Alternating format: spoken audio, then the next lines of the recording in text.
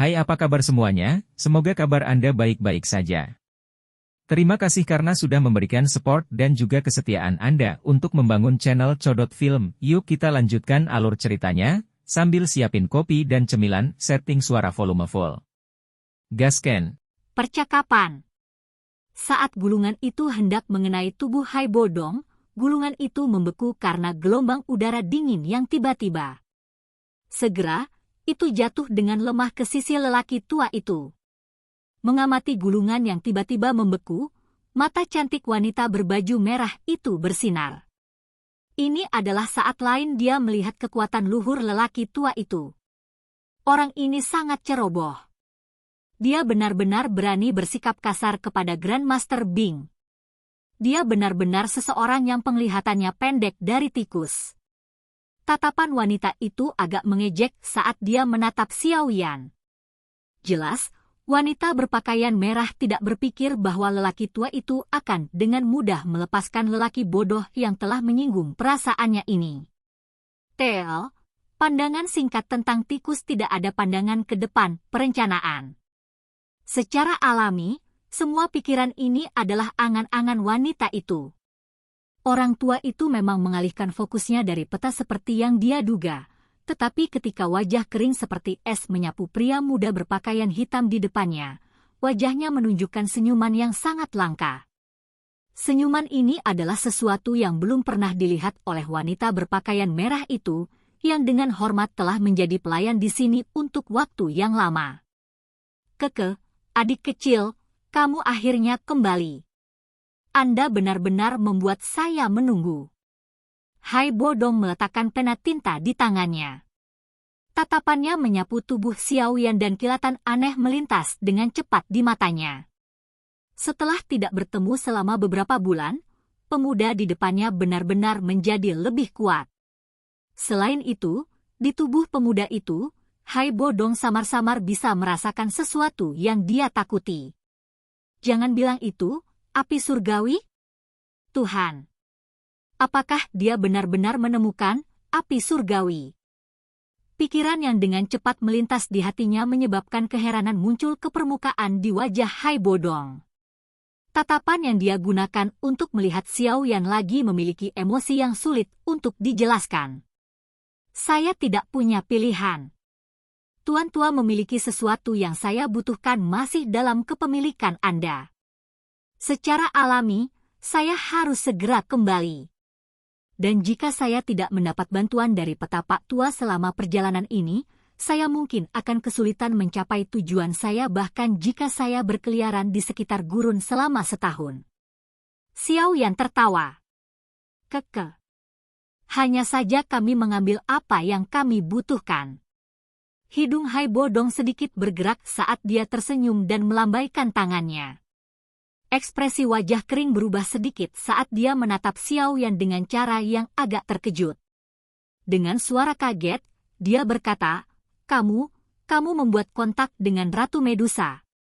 Di dalam toko, wajah wanita berbaju merah langsung tercengang saat melihat Hai Bodong tidak hanya tidak menyerang Xiao Yan tapi malah mulai berbincang dengan gembira dengannya. Sesaat kemudian, alisnya terkatup rapat. Sudut matanya diam-diam melirik pemuda berpakaian hitam yang tampak sedikit lebih muda darinya. Hatinya tidak bisa menahan perasaan agak cemburu. Dia telah lama membantu Hai Bodong di sini, tetapi dia tidak pernah memperlakukannya dengan kelembutan seperti itu. Orang ini, wanita berbaju merah berpikir dengan marah di dalam hatinya. Ketika dia berencana untuk mengirim seseorang untuk menyelidiki latar belakang Xiao Yan, kata-kata yang tiba-tiba Hai Bodong tumpahkan dari mulutnya menyebabkan dia langsung diam seolah-olah dia disambar petir. Tentu saja, bukan hanya dia. 3 orang muda dan beberapa pria besar yang kuat di toko itu juga mendiamkan tubuh mereka secara tiba-tiba ketika Hai Bodong menyebut Ratu Medusa dari mulutnya. Di sekitar gurun, nama ganas Ratu Medusa sudah cukup untuk membuat manusia merasa takut. Selama perang besar saat itu, Ratu Medusa ini pernah mengubah beberapa kota menjadi pertumpahan darah seorang diri. Namanya yang galak hampir mencapai titik di mana hal itu bisa menyebabkan bayi berhenti menangis. orang ini. Dia benar-benar berhubungan dengan Ratu Medusa? Dan dia tidak mati. Di dalam toko, banyak tatapan yang dipenuhi dengan keterkejutan dan ketidakpercayaan menatap pria muda yang membawa penguasa hitam besar. Pikiran mereka sulit pulih. Mungkin ada beberapa orang di kota-kota yang terletak di sekitar gurun yang selamat setelah berhubungan dengan Ratu Medusa, tapi orang-orang itu adalah orang-orang kuat yang terkenal. Namun, pemuda di depan mereka yang bahkan belum genap 20, bagaimana mungkin? Saya benar-benar tidak beruntung melakukan sedikit kontak dengannya. Tapi untungnya, saya beruntung bisa mempertahankan hidup saya. Kalau tidak, Tuan Tua tidak akan bisa melihat saya. Xiao Yan mengangkat bahunya dan bercanda. Ceka-ceka. Luar biasa. Untuk benar-benar melarikan diri hidup-hidup dari tangan wanita itu namun tidak menderita luka apapun. Lebih banyak pahlawan benar-benar muncul di generasi muda. Saya pikir adik laki-laki itu jelas merupakan orang tertinggi di antara generasi muda di Kekaisaran Jia Ma. Mendengar ini, Hai Bodong segera mengerucutkan bibirnya dan berkata dengan sangat heran. Xiao Yan tersenyum tipis. Mengenai hal tentang orang puncak, dia tidak setuju atau tidak setuju. Oh, Oh ya, adik kecil, aku ingin tahu tentang hal yang aku percayakan padamu. Menggosok kedua tangannya yang kering, Hai Bodong tiba-tiba bertanya sambil tersenyum. Iya, inilah pasir datura yang Anda butuhkan. Tidak mudah untuk menemukannya. Untungnya, saya menemukannya di kota suci ras manusia ular.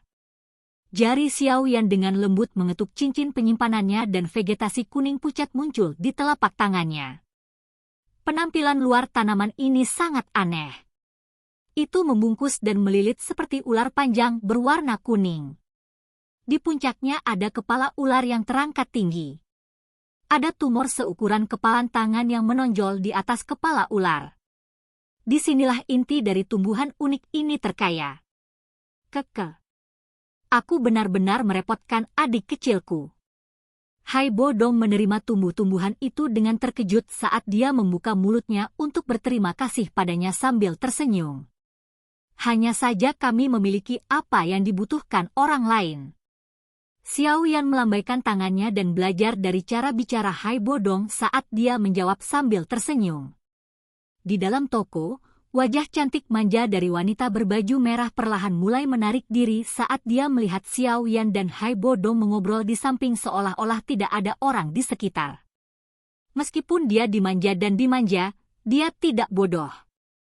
Dengan melihat sikap lelaki tua misterius itu terhadap Xiao Yan dan isi percakapan mereka, dia jelas tahu di dalam hatinya bahwa pemuda yang tampak lebih muda darinya ini pasti memiliki kekuatan mengerikan yang tidak sesuai dengan usianya. Tuhan, dari manakah makhluk abnormal ini berasal? Mengapa saya tidak pernah mendengar orang muda yang kuat muncul di Kekaisaran Jia? Wanita berbaju merah merenung di dalam hatinya saat senyum pahit muncul di wajahnya. Grandmaster Bing, wanita berbaju merah yang ditinggalkan sendirian di samping ragu-ragu sejenak sebelum berbicara dengan takut-takut. Setelah percakapannya terputus, Hai Bodong sedikit mengatupkan alisnya. Dia melirik wanita berbaju merah dan berkata dengan lembut, "Kamu bisa kembali. Di masa depan, Anda tidak perlu kembali. Katakan pada ayahmu bahwa tipuannya sedikit buruk." Mendengar kata-kata kasar Hai Bodong tentang pengusiran, wanita berbaju merah itu sedikit bingung. Matanya tiba-tiba memerah dan giginya menggigit bibirnya. Niat aslinya adalah agar Hai Bodong membawanya sebagai murid. Namun, ketika kata-kata Hai Bodong ini diucapkan, itu jelas memutuskan harapannya. Segera, hatinya merasakan banyak kesedihan. Jejak kabut menyebabkan bulu matanya yang panjang menjadi basah. Saat ini dia jelas tidak memiliki arogansi yang dia perlakukan pada Xiao Yan hanya beberapa saat sebelumnya. Melihat sikap acuh tak acuh Hai Bodong, Xiao Yan tidak bisa membantu tetapi menggelengkan kepalanya.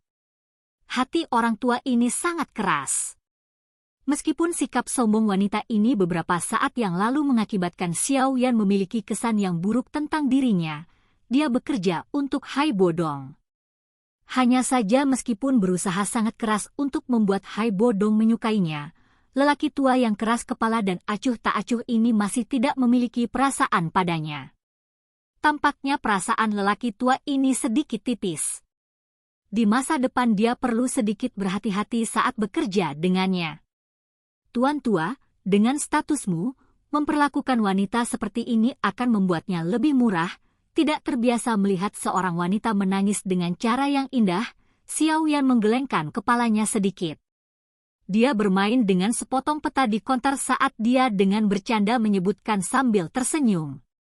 Mendengar ini, Hai Bodong teralihkan sejenak. Dia menatap wajah tersenyum Xiao Yan dan sesaat kemudian, juga tersenyum dan menganggukkan kepalanya. Jarinya mengusap cincin penyimpanan berwarna kuning di jarinya dan sebuah gulungan muncul dalam sekejap. Jarinya mengetuk gulungan itu dan menembaknya ke arah wanita berbaju merah. Dia berkata dengan sikap yang agak tidak berdaya, "Ini adalah teknik Shuando rendah. Melihat bahwa Anda telah membantu saya begitu lama, saya akan memberikannya kepada Anda. Saya tahu bahwa Anda berharap saya menjadikan Anda sebagai murid, tetapi saya benar-benar tidak memiliki niat seperti itu. Oleh karena itu, ambillah ini sebagai kompensasi saya untuk Anda." Wanita berbaju merah bingung saat menerima gulungan itu. Sesaat kemudian, dia dengan penuh syukur membungkuk kepada Xiao Yan dan dengan wajah suram, dengan lembut meninggalkan toko. Setelah wanita berbaju merah pergi, orang lain di toko itu mengikuti. Dalam sekejap, toko itu kembali kosong. Secara alami, saya lebih suka bebas dan tidak terlalu suka mengajar siswa. Jika dia mengikutiku, dia tidak akan memiliki banyak masa depan. Hai Bodong menepuk bahu Xiao Yan dan menjelaskan. Xiao Yan tersenyum dan mengulurkan tangannya ke arah Hai Bodong saat dia menjawab sambil tersenyum. "Pak Tua, saya telah mengembalikan barang itu untuk Anda. Haruskah Anda tidak memberikan potongan peta itu kepada saya?" Mendengar ini, Hai Bodong tertawa datar. Dia menggosok kedua telapak tangannya dan tertawa dengan canggung. "Adik kecil, saat itu kami sudah sepakat. Selama Anda membantu saya memperbaiki pil obat untuk membuka segel, saya akan menyerahkan potongan peta terakhir kepada Anda. Selain itu, saya akan berhutang budi padamu di masa depan." Baiklah, mata Xiao Yan menatap Hai Bodong sejenak sampai dia sedikit gelisah sebelum dia menganggukkan kepalanya dengan sikap acuh tak acuh. Dia menarik tangannya dan tersenyum tipis. "Saya berharap Tuan Tua tidak akan menggunakan alasan lain setelah mendapatkan pil obat. Sebagai pribadi, saya mungkin memiliki temperamen yang baik, tetapi saya juga tidak tahan dibodohi seperti monyet." Adik kecil, apa yang kamu katakan? Apakah ada janji palsu di antara orang kuat?" Hai Bodong tersenyum canggung sambil menggelengkan kepalanya. Dia menepuk dadanya dan berkata dengan pasti, "Selama adik laki-laki bisa memperbaiki pil obat yang saya butuhkan, saya yang tua tidak akan melanggar kata-kata saya." "Haha, itu yang terbaik." Xiao Yan tersenyum dan menganggukkan kepalanya. Dia kemudian menggaruk dagunya saat dia menghadapi Hai Bodong dan bertanya sambil tersenyum, "Karena sudah seperti ini, akankah kita mulai bekerja sekarang?" Hai Bodong bingung. Dia kemudian buru-buru menganggukkan kepalanya. Ya, tolong." Saat dia berkata, dia dengan cepat membuka konter dan memimpin Xiao Yan ke belakang gedung. Setelah memasuki ruangan, Xiao Yan secara acak duduk di kursi. Matanya melirik Hai Bodong sementara sudut mulutnya terangkat menjadi senyuman. Dia berkata dengan lembut, "Formula obat, bahan obat. Kadang-kadang, aku menyadari bahwa kalian para alkemis benar-benar membuat orang iri. Formula obat untuk membuka segel ini adalah sesuatu yang harus aku dapatkan dengan susah payah. Sekarang kamu akan melihat, nama keluarganya akan berubah. Hai Bodong tanpa daya menggali banyak bahan obat dari cincin penyimpanannya. Dia kemudian memegang sepotong perkamen kulit kambing kuno. Rasa sakit di wajahnya bukanlah akting. Untuk mendapatkan formula obat ini, dia telah berusaha keras. Theo, nama keluarga akan berubah, artinya mengubah kepemilikan. Sambil mempertahankan senyum hangat di wajahnya, Xiaoyan bersuka cita di dalam hatinya. Yao Lao telah memberitahunya sebelumnya bahwa beberapa formula obat yang dapat mematahkan segel memiliki nilai yang sulit untuk dinilai. Meskipun fragmen peta adalah hal yang paling dia inginkan, bisa mengambil formula obat untuk pil obat tingkat 6 di sepanjang jalan secara alami bahkan lebih sempurna.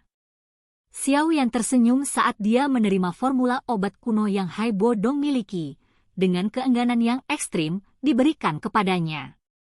Tatapannya menyapu itu dan senyum di wajahnya segera menjadi lebih cemerlang. Silakan pergi ke. Oke guys, jangan lupa like, comment, share, and subscribe di channel Codot Film. See you next video. Peace out and bye-bye.